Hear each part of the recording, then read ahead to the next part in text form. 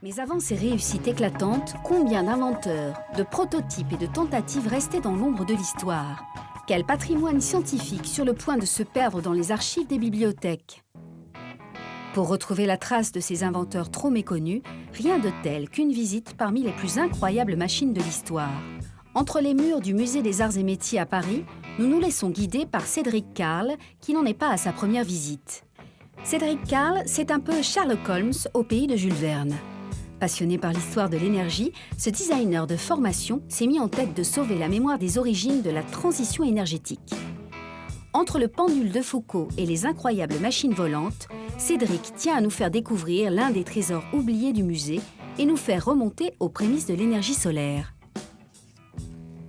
Alors, on est devant un système à concentration solaire inventé dans les années 1860 par Augustin Mouchot, qui est à l'époque enseignant en mathématiques dans un lycée à Tours.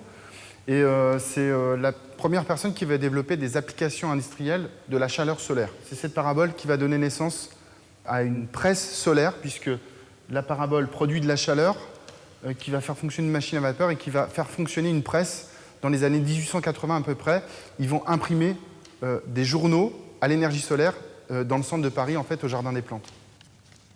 On a réussi à retrouver cet ouvrage qui parle d'applications techniques pour les jeunes et qui montre voilà, la parabole solaire qui est bien plus grosse que celle-ci, la machine à vapeur ici sur la gauche, et puis ici on s'aperçoit qu'effectivement il y a une presse, une rotative, qui imprime des journaux.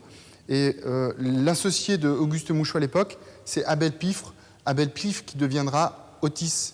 En fait, ce sont les fabricants d'ascenseurs en fait, qui ont commencé par la concentration solaire.